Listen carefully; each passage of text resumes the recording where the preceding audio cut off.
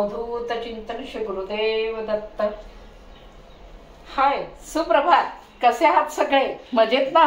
चला तर गणपती जवळ आलेले आहेत आणि मी आज तुम्हाला मोदकाचं सारण करून दाखवणार आहे। तर बघूया आपण त्याला काय काय साहित्य लागतंय ते। त्याला लागणार आहे गूळ, खसखस, वेलची, जायफळाची पूड आणि मोदकाचं सारण म्हटल्यावरती खोबरं हे आलंच। मी खोबरं हे खवून ठेवलेलं आहे। तर आपण आता सारण बनवायला सुरू करूया।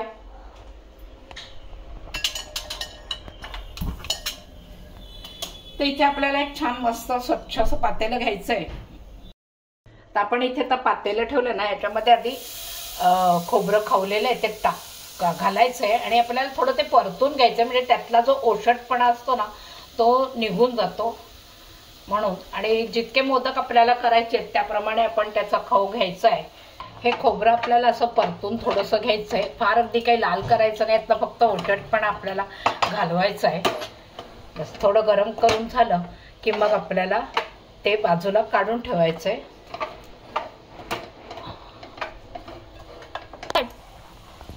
हे बघा, हे आपलं आता खोबरं व्यवस्थित आता झालेलं आहे, यातला औषधपणा निघून गेला। तर हे आपल्याला बाजूला काढून घेते मी आणि मग आपल्याला याच्यामध्ये गूळ गरम करायचा आहे।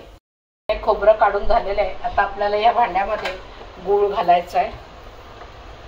तर हे जितकं खोबरं आपलं आहे तितकं आपल्याला थोडा त्याच्या अर्ध्याने गूळ लागतो आणि गूळ आधी जरा आपल्याला पातळ करून घ्यायचा, कारण तसं तुम्ही खोबऱ्यामध्ये मिक्स करून सुद्धा करू शकता, नाही असं नाही, पण मग त्याला खूप वेळ लागतो। जरा आधीच पातळ करून घेतला की तेवढं लवकर आपलं तयार होतं। आणि दुसरं एक सांगायचं म्हणजे गूळ आहे ना, नेहमी लाल रंगाचा आणायचा। लाल असतो, काळा असतो आणि हा असा पांढरट पण गूळ असतो। तर नेहमी गूळ लाल रंगाचा वापरावा की त्याचं पुरण आहे ना फार सुंदर, म्हणजे त्याला रंग येतो त्या पुरणाला। पण मला काय तो लाल गूळ मिळाला नाही, शेवटी मला हाच आणावा लागला।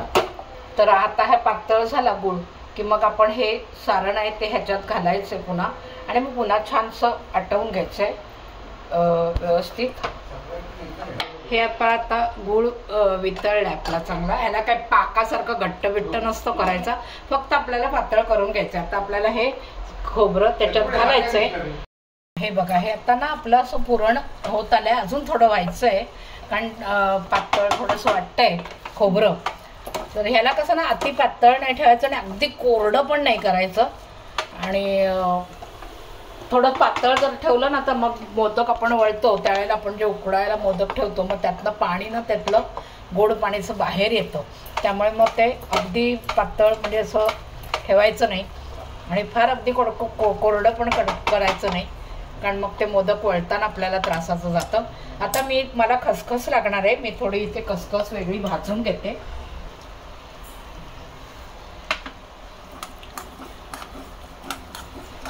आता ही आपली भाजून झाली आहे खसखस, आपण ही ह्याच्यात घालायची आहे खसखस आणि मग पुन्हा ती पुरणामध्ये जरा आपल्याला परतून घ्यायची आहे छान व्यवस्थित।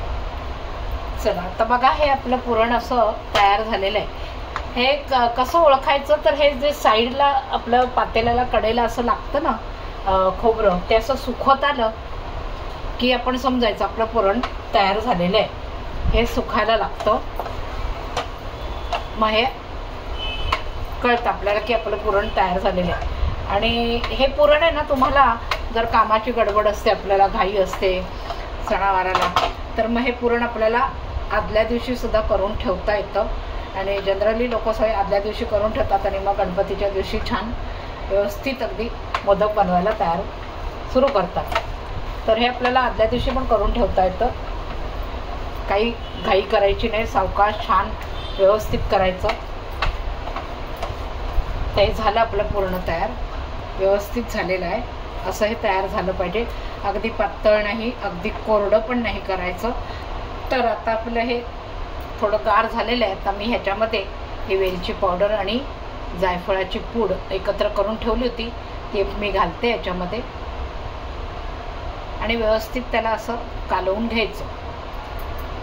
झालं आता पुढची तयारी म्हणजे मग मोदकाची, तर ती पण मी तुम्हाला दाखवणारच आहे की मोदक आदल्या दिवसापर्यंत नरम कसे राहतात, त्याची पारी अजिबात कडक होत नाही. तर त्याची मी ट्रिक्स तुम्हाला मी दाखवणार आहे. चला, तर मी मोदक करणार होते, तुम्हाला सांगितलं होतं की पुरण आदल्या दिवशी करून ठेवलं तरी चालतं. तर तसं मी पुरण आदल्या दिवशी करून ठेवलेलं आहे. आता मी पुढची कृती तुम्हाला दाखवते.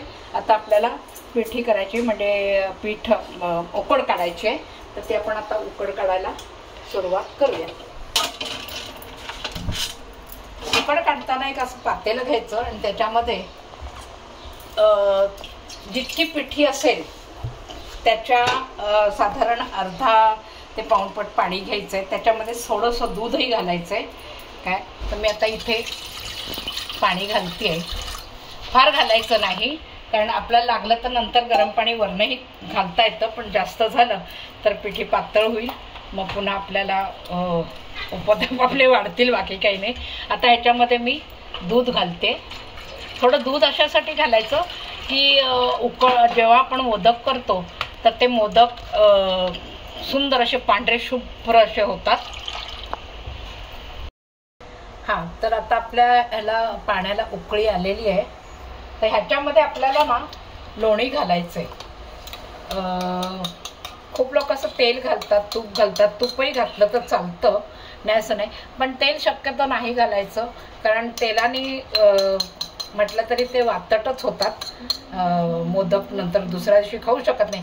पण तुम्ही जर लोणी घातलं तर अगदी दुसऱ्या दिवसापर्यंत मोदक अगदी मऊ सू तसे राहतात. तूप सुद्धा घातलं तरी छान मऊसूत राहतात. पण दुसऱ्या दिवशी मात्र थोडे वातट होतात, नाही असं नाही, पण लोण्याने मात्र होत नाही. म्हणून मी लोण्याचा वापर नेहमी करते. काय, आता ह्याला उकळी छान आली की थोडंसं ह्याच्यामध्ये चवीपुरेसं मीठही घालायचं आपल्याला. थोडंसं चवीपुरेसं मीठ, फार नाही घालायचं, म्हणजे त्या मोदकाला जरा चव येते. नाही तर पिठात जर मीठ नाही घातलं तर मग ते आळणी लागतं. म्हणून चवीपुरेसं मीठ घालायचं. आता याला छान उकळी आली, गॅस बारीक करायचा. आणि आता ह्याच्यामध्ये ही पिठी इतकी घेतलेली आहे आणि ह्याच्यामध्ये आपल्याला एवढा कॉर्नफ्लॉवर लागणार आहे. तर हा कॉर्नफ्लॉवर का घालायचा हे मी सांगते. कारण पिठी ज्या वेळेला आपण हे करतो, तांदूळ आणतो, तर ह्याच्यासाठी मोदकाला अगदी नवीन तांदूळ लागतो. पण बाजारात असं किती म्हटलं तरी सुद्धा नवीन तांदूळ काही आपल्याला मिळत नाही. आपण बाजारातनं पिठी आणली किंवा तांदूळ जरी आणला तरी सांगताना असंच सांगतात की हो नवीन आहे, पण तसं नसतं खरं. तर आता हे मी कॉर्नफ्लॉवर ह्याच्यामध्ये मिक्स करते आणि ह्याच्या सकटच आपण ही पिठी सगळी टाकणार आहोत. तर ह्याच्याने काय होतं, कॉर्नफ्लॉवर घातल्यामुळे काय होतं, त्याला एक व्यवस्थित चिकटपणा येतो आणि मोदक मग तुमचे वळताना फाटत नाहीत, पारी त्याची फाटत नाही. म्हणून त्याला कॉर्नफ्लॉवरचा वापर करायचा असतो. आणि कॉर्नफ्लॉवर जास्त नाही घालायचं, अगदी थोडंसं, म्हणजे छोटीशी वाटी म्हणतात नाही, आपल्या पिठी जर कुंडाभर असेल तर अगदी छोटी आपली नैवेद्याची वाटी असते तितकं कॉर्नफ्लॉवर पुरतो. आता हे आपलं इथे मी हे घातलं, त्या ह्याच्यात आता आपल्याला पाणी जर लागलं तर आपण थोडंसं गरम करून पुन्हा पाणी घालायचं आहे. हे मी गरम करून ठेवलेलंच आहे पाणी, तर हे आपल्याला पुन्हा घालायचं आहे आणि मीठ असं. आणि आता ह्याला आपण झाकून ठेवणार आहोत थोड्या वेळ, एक 2 मिनटं त्याला वाफ द्यायची, बाकी जास्त नाही. चला, तर आपली 2 मिनटं ही झालेली आहे वाफ. आता गॅस बंद करायचा आहे आणि 5 मिनटं आपल्याला असे झाकून ठेवायचं पीठ.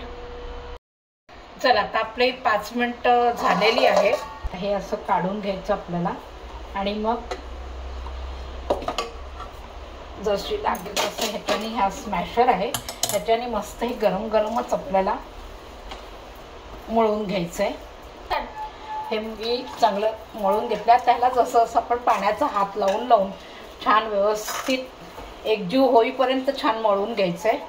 जसं लागेल तसं पाण्याचा हात लावत जायचा. हे बघा, हे आपलं पीठ असं छान आता मळून झालेलं आहे. गॅस पेटवायचा आणि छान मोठं पातेलं असं ठेवायचं, त्याच्यात पाणी घालायचं आणि एखादं स्टँड म्हणा किंवा स्टँड नसेल तर एखादं पातेलं म्हणा असं त्याच्यामध्ये ठेवायचं आहे. आणि मग आपण ही ताटली त्याच्यावर आता केळीचं पान ठेवणार आणि मग ते मोदक झाले की ते आपल्याला असे ठेवायचे। आता इथे मोदक करताना ज्यावेळेला आपण छोटासा गोळा घेतो ना, तो व्यवस्थित दरवेळेला घेताना अगदी मळून मळून घ्यायचा, म्हणजे त्याला चिवटपणा राहील चांगला। व्यवस्थित असं मळून मळून झालं, मळून मळून छान झालं की मग त्याचा मोदक वळायला सुरुवात करायची। मग तुम्हाला कसे मोदक करायचे, छोटे करायचे, मोठे करायचे, तुमच्या आवडीप्रमाणे त्याची साईज ठरवा आणि त्या पद्धतीने ते मोदक सुरू करायचे बनवायला। इथे पाणी आपण तापवायला ठेवलेलं आहे पातेल्यामध्ये घालून, पण ते तापायला पाहिजे। आणि अशी पारी आपल्याला करून घ्यायची।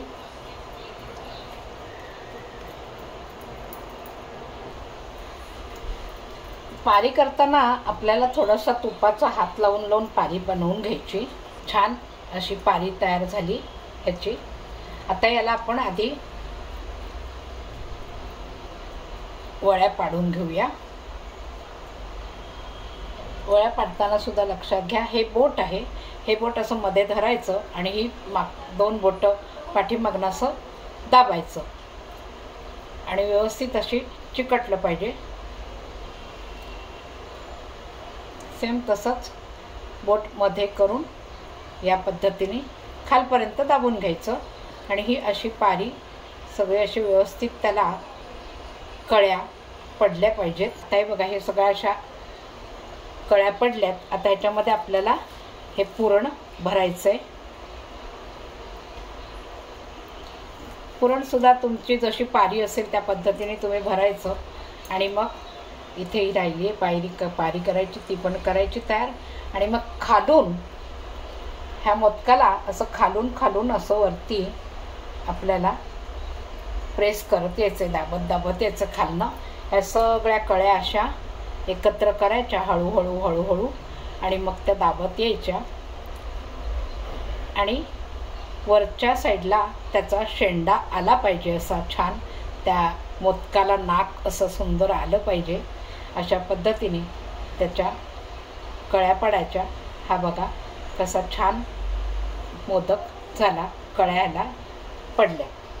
आता याला पाण्यात असं थोडंसं असं पाण्यात असं बुडवायचं आणि मग ह्या पानावर ठेवून द्यायचं। चला, आता आपलं पाणी उकळलेलं आहे। आता याच्यामध्ये हे झालेले मोदक आहेत, हे बघा अशा पद्धतीने मोदक झालेले। ह्याला आपण मस्तपैकी केशर असं लावून घ्यायचं की मग त्याचं रंग छान त्याला उतरतो। कुठे पडलं माझा केशर? असं दुसरा लावते।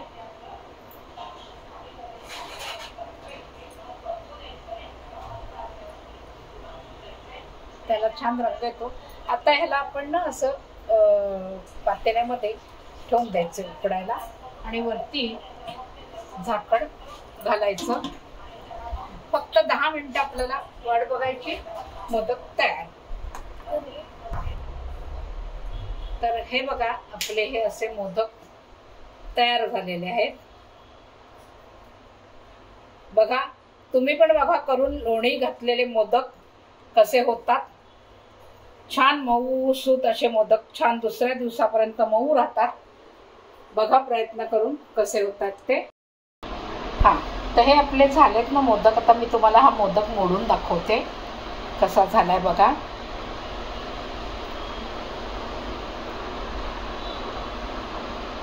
हा असा मोदक छान मस्त। आता ह्याला आपण छानपैकी तुपाची धार घालायची आणि मस्तपैकी बाप्पाला दाखवायचा आणि मग खायचा। भरपूर तूप घालायचं।